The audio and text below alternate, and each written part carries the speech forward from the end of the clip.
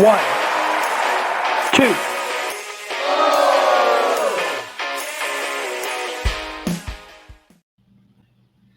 Hello, everyone, and welcome to another exciting episode of The Kickout, the final word in professional wrestling. I am your host, the Wizard CZ. Of course, we are powered by Lopez Pizza, built by Durham Remodeling, and colored by Ryan Allison Tattoo, and I'm not alone in this venture. Wouldn't be able to do this show without my tag team partner, one half of the For Frequency's Sake Podcast Network, tag team champions of the world, Never Wrong, Nick Bull. Mr. Never Wrong, how you feeling tonight? I feel good. Wrestling's been great lately. Had probably one of the best wrestle weekends of my wrestle fandom this past weekend. Yep. So just recovering from that these past couple days, getting back into the regular swing of things. Of course, I always ask you, what do you want to talk about? But I think I know what you want to talk about. But to check it off the list, CZ, what do you want to talk about? Well, absolutely. You know exactly what I want to talk about. But before we get there, let's handle a little bit of business first. Got to talk about this QR code right above my shoulder here. We are still trying to build a league in the For Fantasy Sake Toys for Tots Bowl. It is for charity. So click the QR code, join the fantasy football game. You want to join the general league and put card subject to change sent you in the comments to play with me and Nick. But it is for a good cause. All the proceeds go to buying toys for kids for Toys for Tots this December. One other thing I want to mention, we just got off a fantastic interview with the Death Dealer this past Sunday. During that interview, he mentioned that he would love to have a match with The Fiend. Now, obviously, we know that can't happen because Wyndham Rotunda is no longer with us, unfortunately. However, I know a way we can at least simulate it happening. So our good friend over at the Confusion podcast, Rob Kammerer, he is currently sitting in his hot tub full of pizza rolls, watching this show, listening to this show, and wondering why I'm invoking his name. Like me, Rob is a fellow gamer, but he is more adept than I am in creating wrestlers in WWE 2K. So, Rob, your challenge is to investigate the Death Dealer and make that match happen for us. The Fiend versus the Death Dealer in WWE 2K. That is your challenge for the week. I hope he's up for it. But enough about that. Nick, I'm going to let you just kind of rise. I'll talk about my experience this weekend, but you were there longer. You had so many great memories. Tell us about your experience in Waterloo. Yes, this would have been my fourth year in a row going to the Dan Gable George Tragos Wrestling Hall of Fame induction weekend. There's legends in town, seminars, roundtables, a wrestling event, meet and greets, hanging out with fans. This is the 26th annual. This will be my fourth year going. This was my first year of what I was calling doing the full experience, going up there and staying both Friday and Saturday nights. Had to work late on Thursday, so was not able to get up there Thursday. The goal is to get up there Thursday night next year. And with that being said, they kick things off on Thursday night with a big trivia contest, and it's not just you and your buddies. It's all I would say like 175 to 200, I would say, pass holders for the weekend. I had one of those things when I was there. I'll probably throw up, I threw up a post earlier this week about my experience at Waterloo. I think I showed what it was like. So if you've been to Waterloo now, and I'll have you talk about Waterloo here in a second for these Hall of Fame weekends, but it's the accessibility. It's the wrestlers are out amongst you the whole weekend, and the fans, in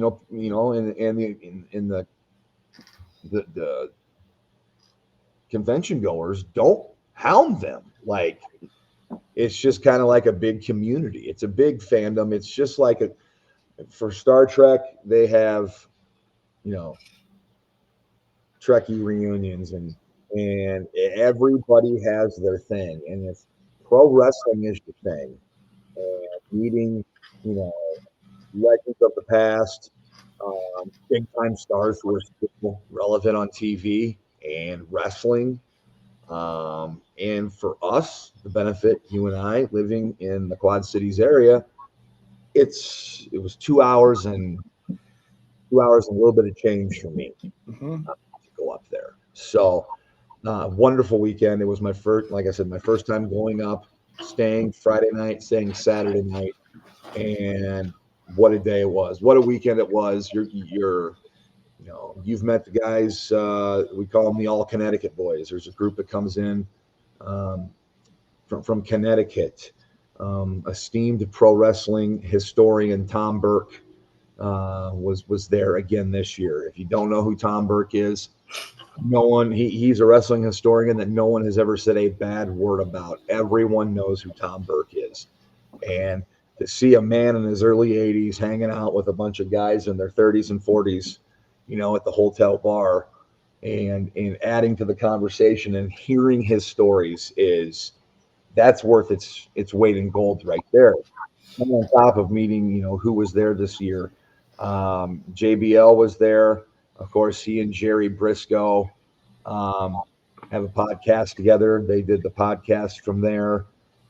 They also, excuse me, I gotta grab a drink here. Still recovering from the weekend with my voice, as you can tell. But JBL inducted Ron Simmons. Um, Damn. Edge, Cope, Adam Copeland was there to induct his trainer, Ron Hutchinson. Um, Edge didn't get there till shortly after we ate and presented, and we knew that it was a now or never time if we were ever going to get a pick or an auto with Edge, because he could only make the induction ceremony that night or that weekend for the weekend. So with that being said, there's like a 5 to 10 minute window there where like the world went in slow motion, and it was hot in that room from everybody being in there from that banquet, and like a mob of people around Adam Copeland. And I'm going to tell you what, I observed Adam Copeland this whole time, both before meeting him and after meeting him. The guy's the biggest star in the room currently. Room of 200 plus people. He took time for everyone. Like didn't big time anybody, was cool with everybody. And your time is brief with them and whatnot, but very gracious, very humble, and never gave me the vibe that he could give two craps less about the fan. So for anyone who wants to know about meeting Edge or Cope or Adam Copeland, I seen him signing stuff for Edge. I seen him signing stuff for Cope. I told him thanks for coming to our neck of the woods. I told him that I thought he changed the game with the Rated R Superstar, and thought it was awesome he was taking time out for us. So meeting Edge was unbelievable. I've met JBL before. Ron Simmons being there. Ron Simmons and I hit it off because we're both Florida State Seminole fans. I mean, he is a 4-time All-American in college football. That's not done anymore. He finished 9th in the Heisman voting playing a defensive position. It's very rare for that to happen. And Bobby Bowden, the famous Florida State coach, called him the greatest coach or player he ever coached. He also coached Deion Sanders. Of course, I'm stealing stuff from JBL's speech, but that's Ron Simmons. He is essentially the Jackie Robinson of pro wrestling, the first African-American world heavyweight champion, and humble and kind. His arms are huge, that real low voice, and he is all about the fan. He took plenty of time with everyone, was awesome. He's an awesome dude. Like, I was blown away by Ron Simmons. D'Lo Brown was there.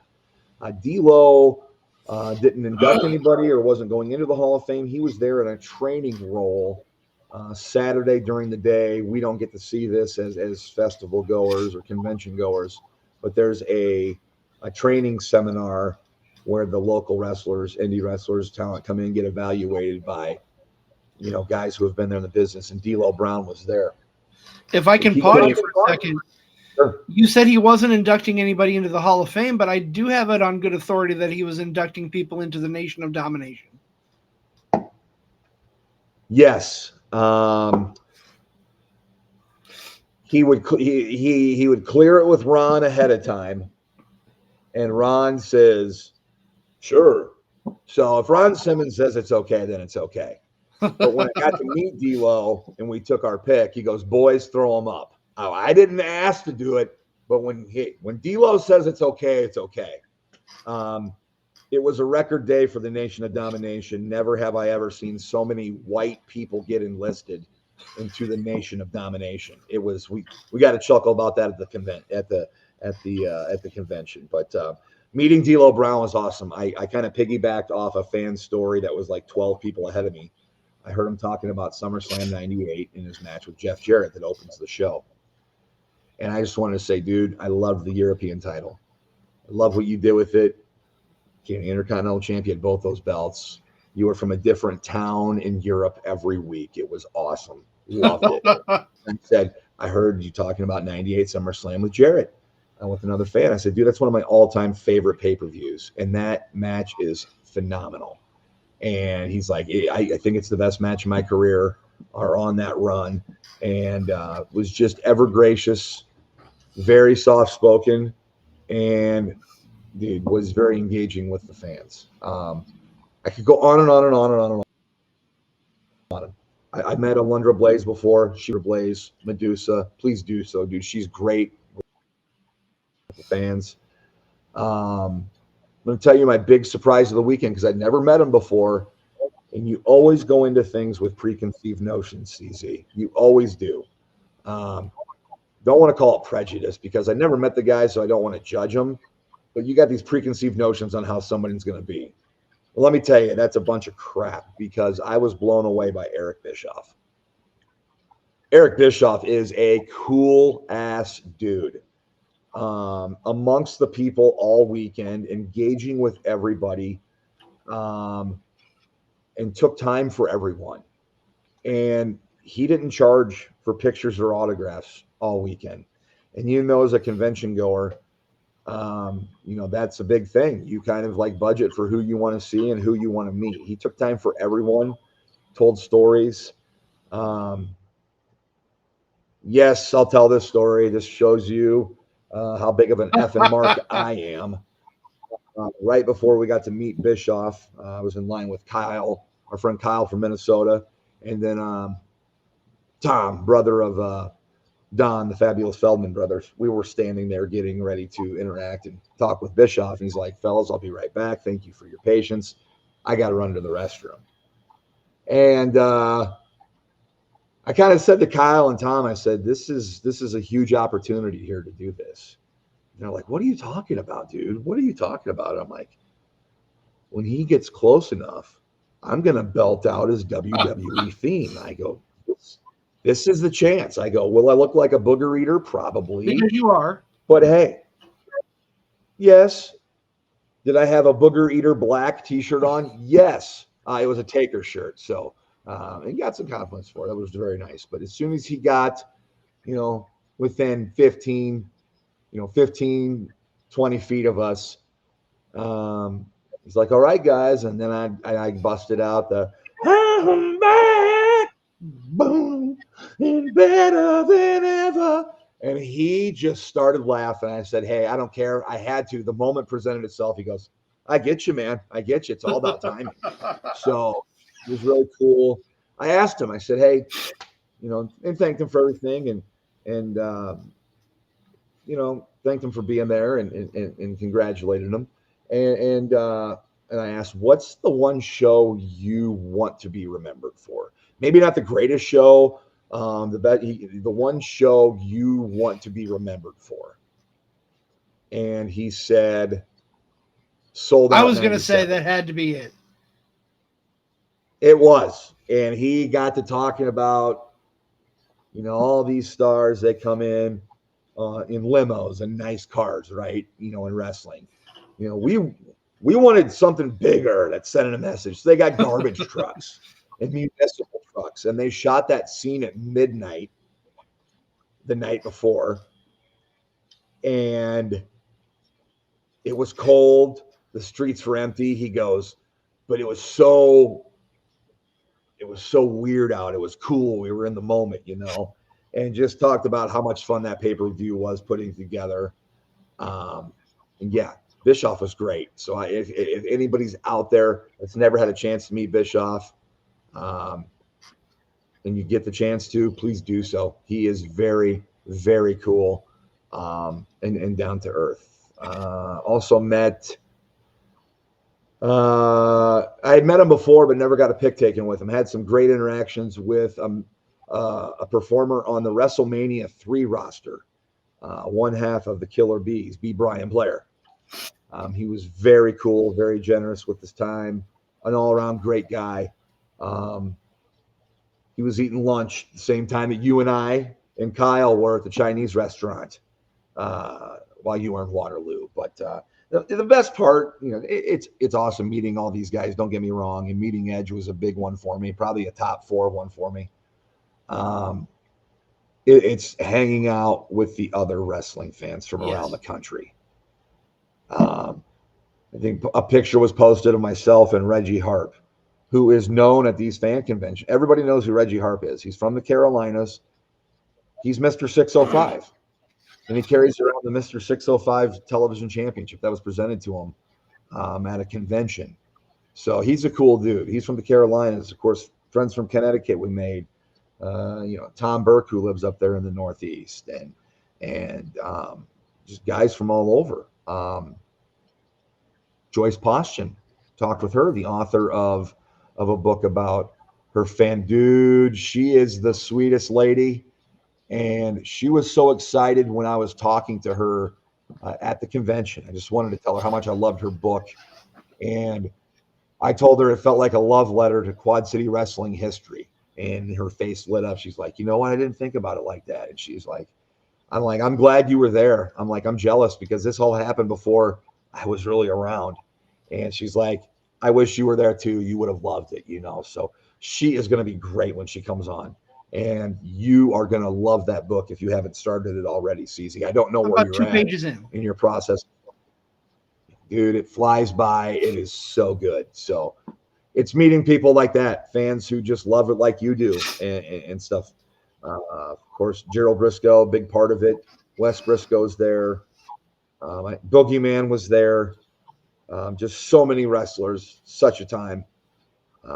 Tank Abbott went in the Hall of Fame, met him. Just a great weekend all around. I want to hear about yours because we did have a brief time at the convention together. We did, and I'll get there. Yeah, it's your turn to talk because, dude, I've been talking for like 15 minutes. But that's okay. Good stories, great stories. I love it. It was a great weekend. That's why if I hated it, I wouldn't have talked that long about it. So I fully intend to go and have the full experience of Waterloo, hopefully next year, but in the near future for sure. My Friday night, I got invited to Cedar Rapids with our good friend Zach Takis, co-host of the Wrestling with Fitness podcast, which we'll have our next episode next Wednesday, a week from tonight, as we air this. Austin Bayless, another friend of the podcast, promoter of Central Empire Wrestling, was stepping back into the ring for the first time in 3 years. So Zach said, hey, you want to come hang out and watch Austin wrestle? The main event of the show is Damian Saint versus Rory Fox. I'm like, yeah, that all sounds great. So I went, and what Nick's not telling you, and I meant to put some pictures in here, but Nick actually snuck out to Cedar Rapids and was wrestling as well. Not really. We joke about we joke every once in a while about how Nick and the Devil Dog are very, very similar in build. Well, I found their trios partner. I'll be honest, I don't remember the wrestler's name, but listen. How do you know it wasn't me? That's fair. It could have been you. I'll post. We'll maybe we'll post some pictures on socials. CZ, how far apart are Waterloo and Cedar Rapids? I want to say about 45 minutes at the most. What time was that match? Would have been about 8:39 when you were in the ring. We first saw you right around 7 with your new leather jacket and your beard and your hair. But no, that was fun. I was given Zach looked at me at first and said, "Why is Nick here?" And I look over at where he was pointing, and we both had a good laugh. So we sent Nick a pic, and I just was giving him shit all night. That was a lot of fun. I also got to see someone who we thought was No Way Jose taking pictures around the ring. It could have been him, big afro, big beard. I look at Zach and like, why is No Way Jose taking pictures? There were a couple of, we'll say hardcore. They weren't full on death matches. There were no light tubes, but there was definitely some things wrapped in barbed wire and a plastic bat with nails sticking out of it. So it was death match adjacent, if not an actual death. There were a couple of those. I got to see a dude who was a little smaller than me go off of a stage through 2 tables and walk away to tell the tale. But no, he's accusing me of being wrestling on the side. That's why his back and legs hurt from. We went off a table, folks. He's not telling you that. He went through 2 tables. He went off the ropes into 2 tables. But no, the going to the show and being with Zach, there were a couple of other people that I am acquainted with, other than Austin Bayless. Mason Grayskull was there, hung out with us. He wasn't wrestling, but he hung out with us for the majority of the show, and that was fun. And then I drove back to the Quad Cities. For those following my fitness journey, I got about 6,100 steps in that day, which my average is usually between 2,000 and 3,000 right now. I know it's pathetic, but I'm getting there. So I was a little tired. I was a little sore going into Saturday. I got some yoga in Saturday morning, did some weight work, and then right around 11:30 or about 10:30 or so, I left the house, got gas, did a couple things in town, and then I was on the road to Waterloo. Two highlights of my experience in Waterloo. I'll say this first. I was very disappointed and bummed out that Medusa and Eric Bischoff were not at the meet and greet before the wrestling show.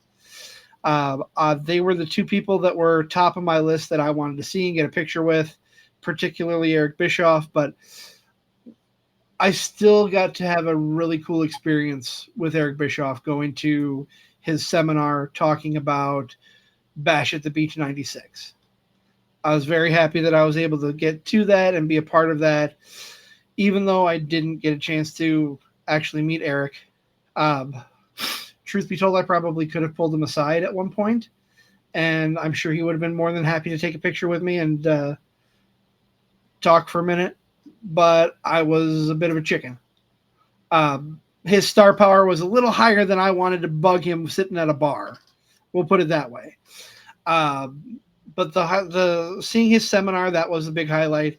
The other highlight, one of the reasons why I love doing this podcast, one of the reasons I got into it was because I listened to a gentleman by the name of Conrad Thompson. Now, if you're a wrestling fan and you don't know who Conrad is, you've probably been living under a rock for the last handful of years. I'm just throwing that out there. I was privileged enough to meet Conrad 2 years ago, my first time in Waterloo. Got a picture with him. He gave some great advice about us doing the show, and I walked up to him. He was sitting with one of his friends and Eric Bischoff at the bar. This is the other reason why I didn't approach Eric, because, again, fame level, and I focused more on Conrad.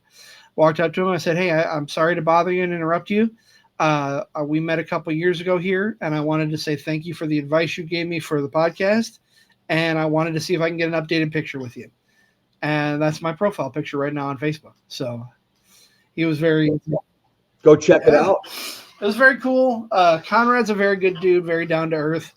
So it was nice to see him again. And you mentioned Joyce Paulston. I got to meet her, got to talk with her for a few minutes. Very nice. I'm excited to have her on the show, and I'm excited to read her book.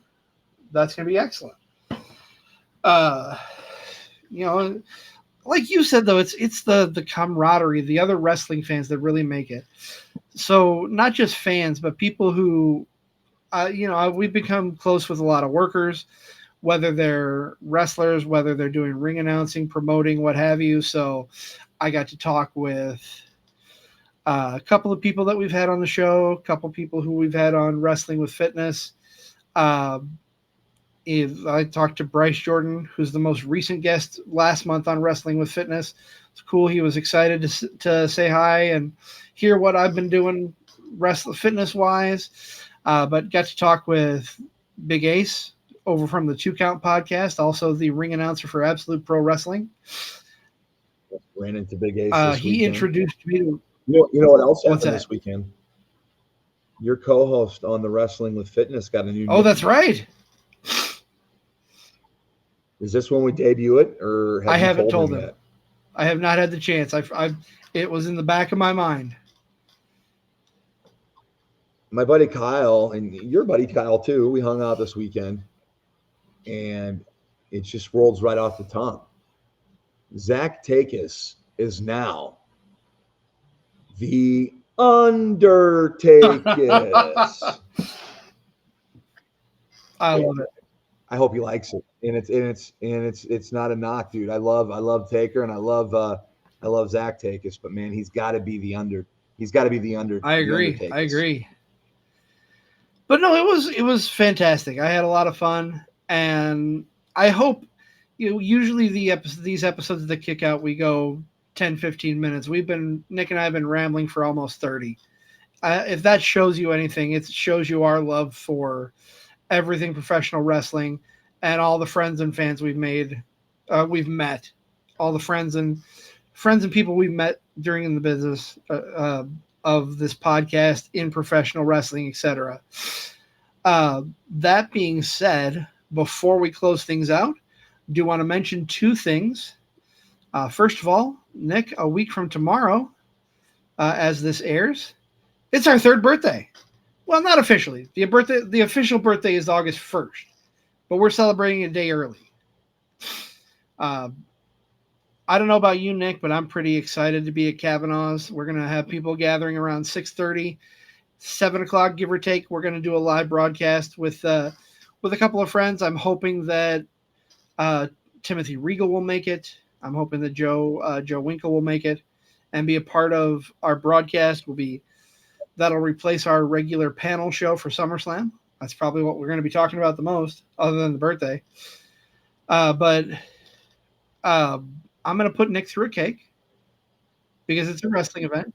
Easy there. I think this is like Taboo Tuesday or Cyber Sunday. The fan voting is going to be a landslide. It's going to be like 83-17 for you to go through. What if we had a third element?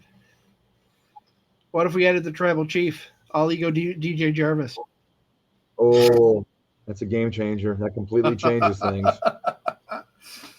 No, we're going to have, we'll be giving away stickers. We have some magnets to give away, and we're going to have this drawing for 3 prize packages. I've got things coming in for those. Not going to tell you what's in them. Just got to be there and be surprised. One last piece of business, Nick, and that is this Sunday. We are treating this like a panel show. The boys from the Rejects podcast will be joining us this Sunday, 6:30 p.m. Central Time, right here. The episode is going to be called The Rejected, since they're the Rejects, and we're hoping they're not going to take over our show like I took over their logo. Yeah, you're the one that's going to have to answer for that. Doing the graffiti. Yeah, I know. So you got some You got some splaining to do. Definitely.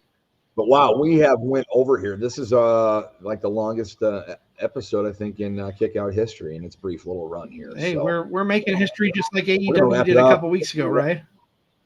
Oh, easy there. No, we're not going that long. No way. No way. Well, if you like what you hear here, this is our short form show. The Kickout, of course, we're powered by Lopez Pizza, built by Durham Remodeling, colored by Ryan Allison Tattoo.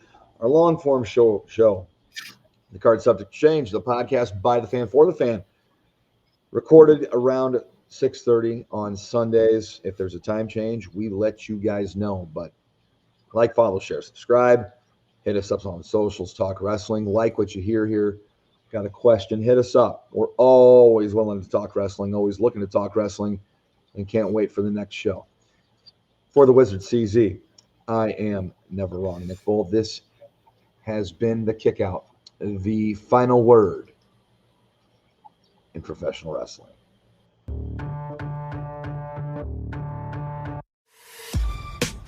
This has been a For Frequency's Sake Podcast Network production. For more great content, subscribe to For Frequency's Sake on YouTube, Facebook, and Twitter.